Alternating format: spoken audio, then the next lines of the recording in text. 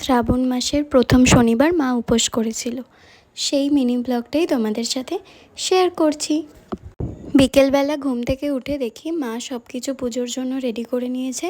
মা আলতা পরে শাড়ি পরে রেডি হয়ে নিয়েছে। তারপর আমাকে বললো আলতা পরবি, আমি বললাম হ্যাঁ পরবো।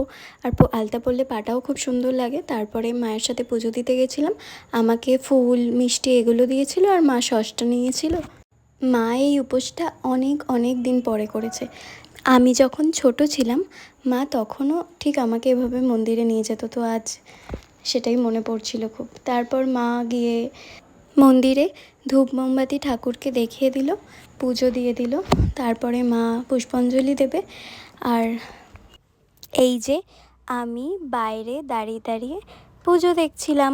মন্দিরের ভেতর প্রচণ্ড ভিড়, কারণ প্রথম শনিবার যেহেতু, তাই সবাই পুজো দিতে এসেছিল আর ওই জন্য খুব ভিড় হয়েছিল।